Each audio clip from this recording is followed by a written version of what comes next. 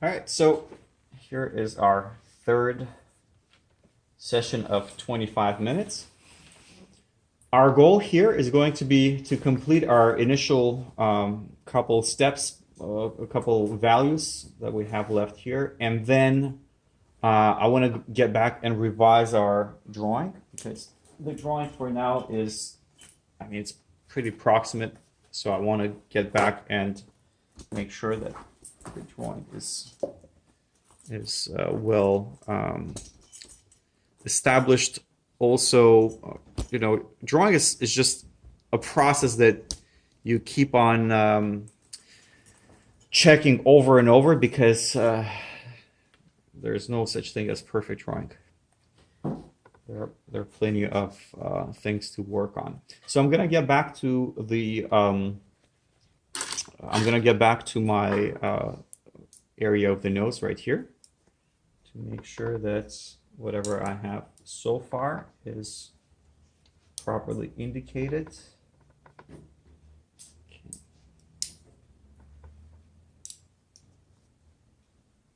All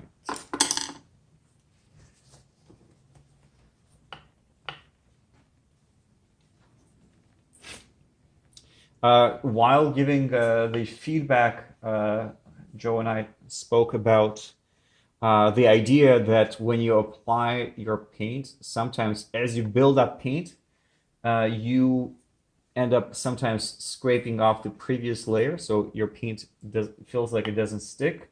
So I'd like to show you guys what to do in that case.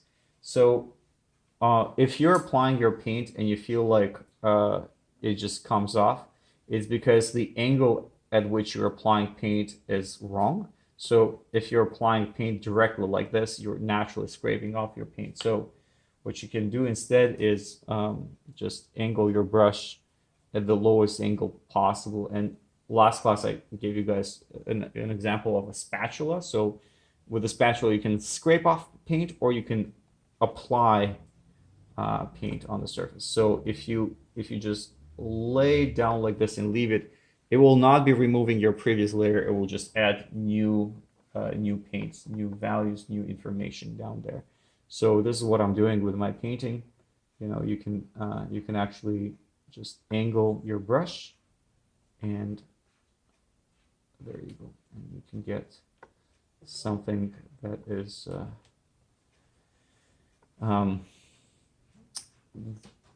more helpful rather than having this kind of rather than scraping off your previous layers. So I'm just going to complete the information here.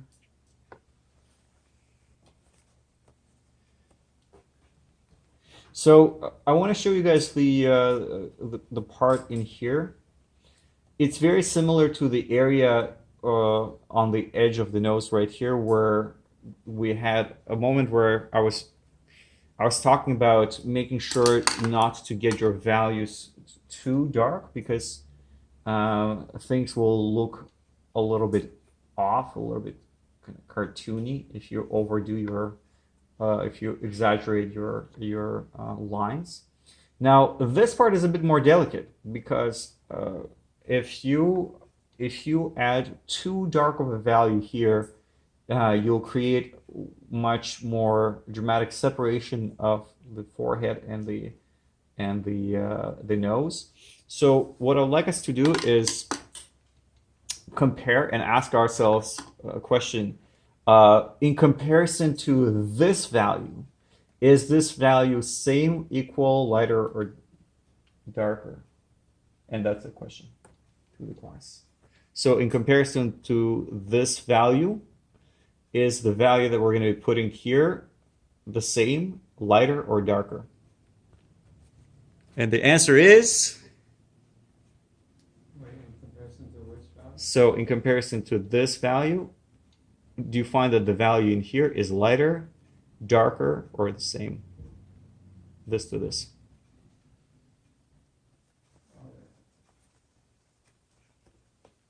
The clock is ticking. Don't worry, you're not going to lose $10,000 by getting it wrong. Is it same?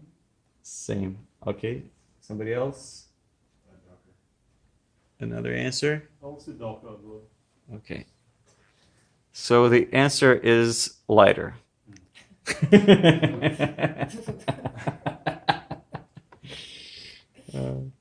But the good news is that it's not because you're wrong, but because everybody will have slightly different view. So if you're sitting on the left of me, you actually don't even see this line. If you're sitting on the right of me, the space you see here is different from this space. So the only people who could pretty much accurately answer this question, I think, are people who are directly behind me. But it's a bit lighter than this value. Just like this.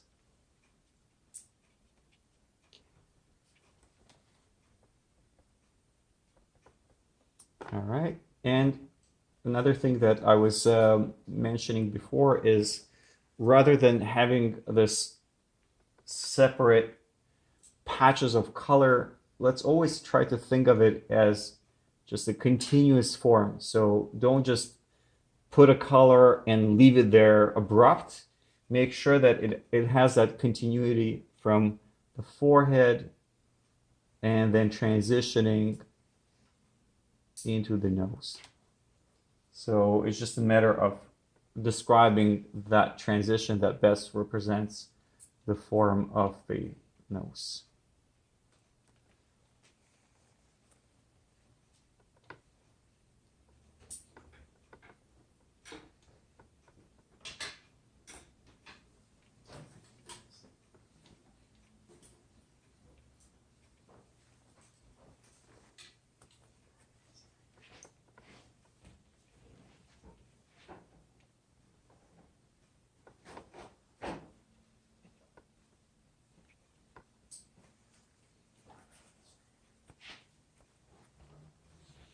I have another question for you guys.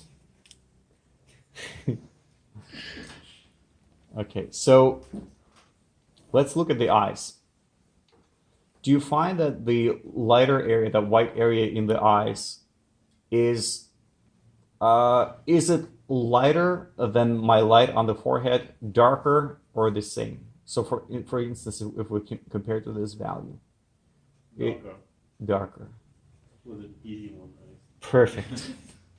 Well, I'm gonna check how easy it was during the break. So if I see anybody putting pure titanium white, that's because you didn't follow this questioning. Yeah, absolutely. So it's definitely darker. In fact, the gray of our paper is pretty close in the value that we need to end up there.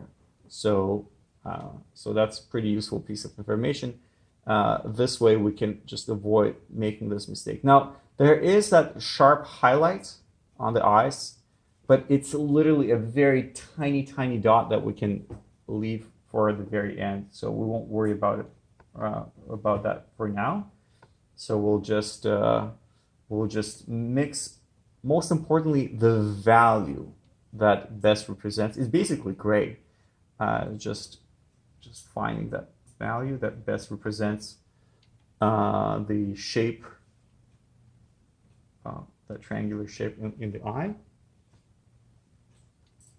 And the same thing here.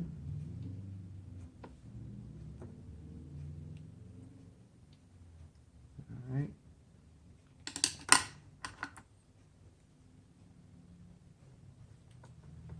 Now the thing with the eyes is that there isn't that much contrast happening. So for example, the lower eyelid has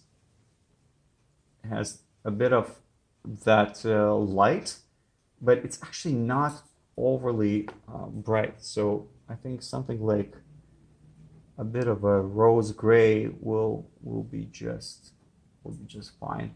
And then the shadow underneath is not that dark. So everything happens within a pretty limited range of values, as you'll see me do right here. So your lights are not that light and your darks are not that dark. And that's really what makes painting the eyes a bit more challenging, is that we have a tendency to, throw a lot of contrast, getting the pure titanium white in there and then throwing some, really dark values, and then things just don't connect.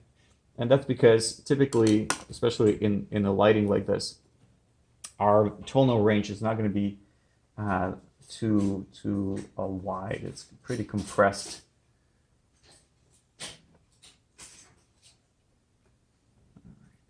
So while I'm covering the this area, I'm also paying attention to the way I defined my separation between the light and shadow. So I'm going over this area to really make sure that there are no lines that I need to adjust or to move, which I'm noticing that there are a few corrections to be made.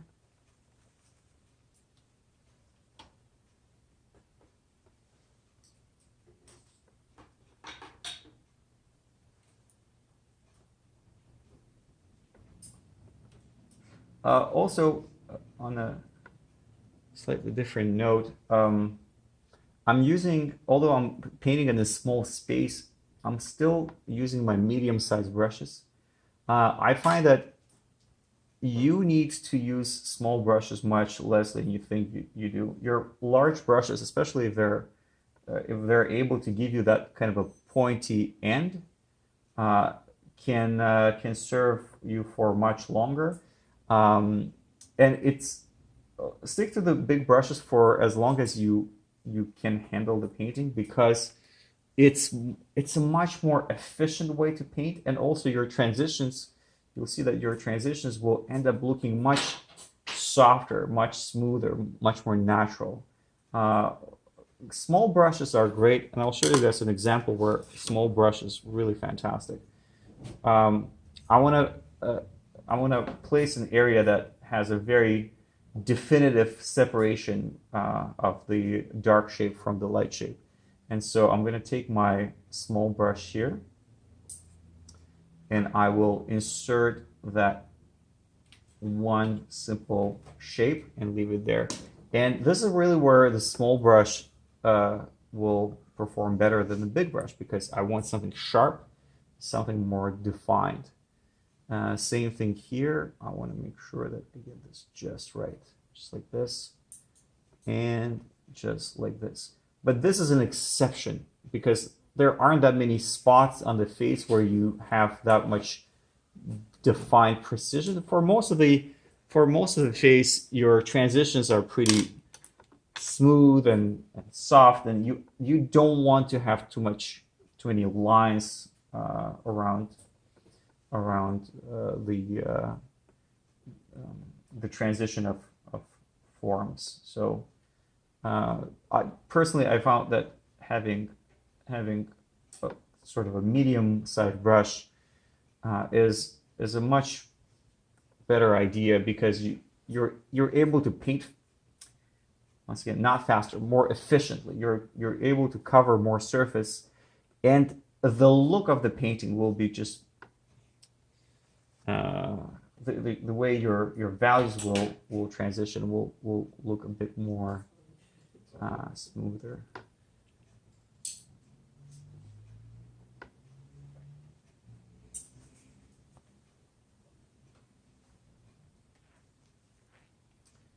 All right, so I'm just going back and forth, redefining my shadow shapes. Okay. Let's talk about nostrils. So what we want to get here is we want to prepare the area around the nostril. So we want to match the value of the bottom of the nose. So it's dark, but if you're wondering how dark should the nose be, check the value difference between the bottom of the nose and the hair. And you'll see that once you look at the hair and look back at the nostrils, you'll see that it's significantly lighter. And that's a pretty important piece of information. So what I'm going to do is match the value. So practically speaking, I'm just throwing in some a mixture of transparent yellow oxide with a bit of red oxide, because it's a bit darker. And then I'm gonna, to make it a bit more opaque, I'll throw in a bit of yellow ochre. And now it's too warm, so maybe a bit of ultramarine blue just to cool it down. Now, it doesn't really matter what colors you're putting. What really matters is what value you're getting and what color temperature and what hue you're getting. So how you're getting there is completely irrelevant, to be honest with you. It's really the result, what hue you're getting, and most importantly, what color temperature, what value. So I'm going to cover this to show you guys from the beginning.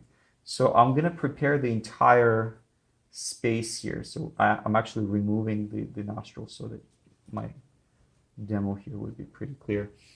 So I prepared this entire shadow, which seems to be a bit warmer.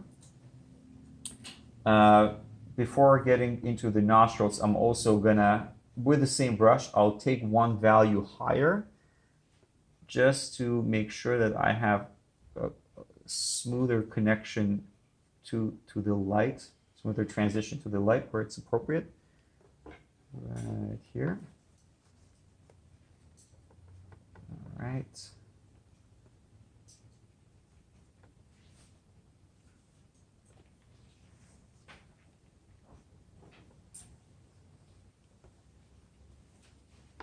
So now I'm going to take a different brush while keeping this brush. I'm going to take another brush and I will just take direct transparent red oxide because its value and its hue is pretty similar to what I need in the nostrils, and I will just get my drawing down.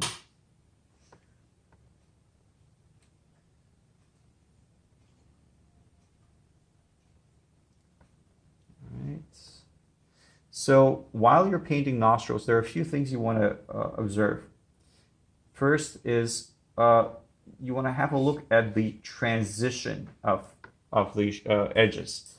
Not all your edges, when you describe nostrils, will be sharp. Some will be sharper and some will be smoother. And a lot of it has to do with what exactly you're describing. So if you guys don't see, I'm gonna get the camera closer.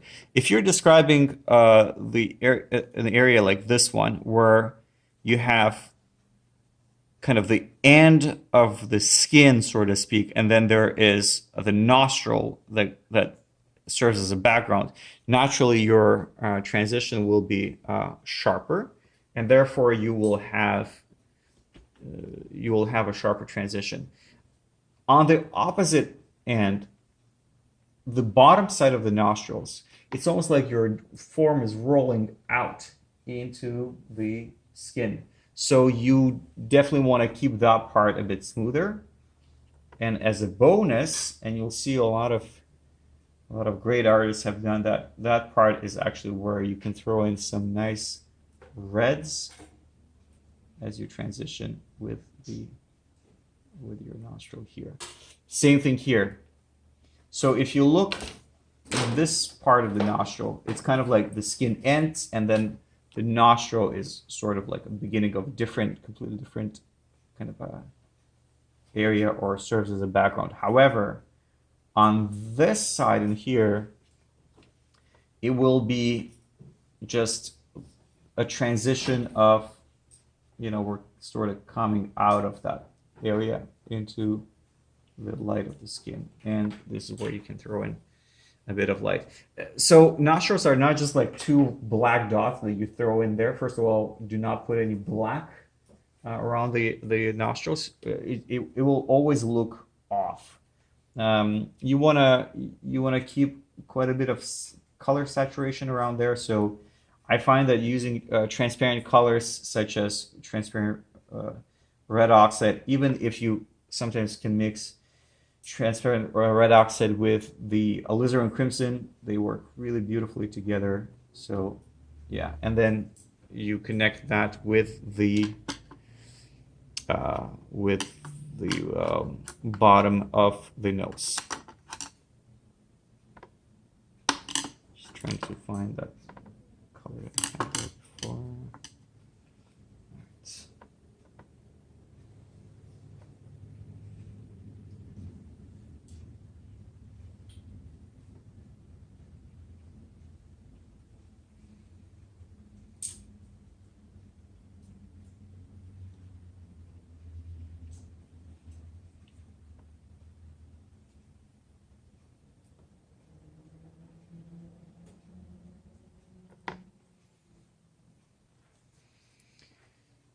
I have a question for you guys.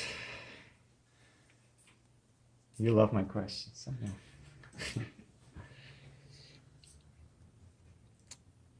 Is the bottom of the lip, sorry, is the upper lip, the value of the upper lip, same, darker, or lighter than the hair? Oh, lighter. Good. Okay, that was easy. Following question: is the bottom, once again, is the upper lip, the darker side of the upper lip, is it same, darker, or lighter than the base of the nose?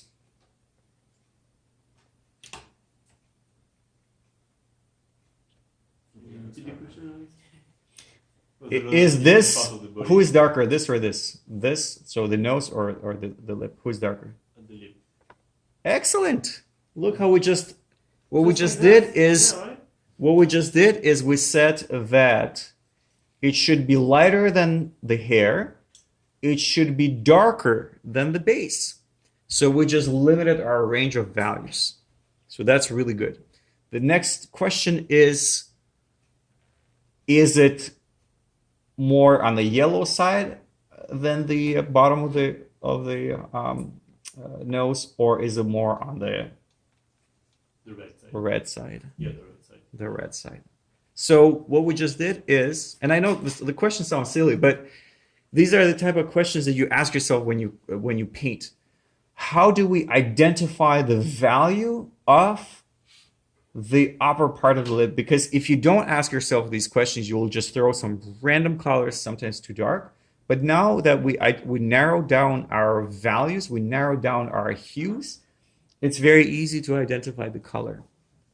So what we'll do is we'll go back to that color that we used for the bottom of the nose. We'll get it a bit darker and we'll throw in some more alizarin crimson, and there you go. And that is our color for the bottom.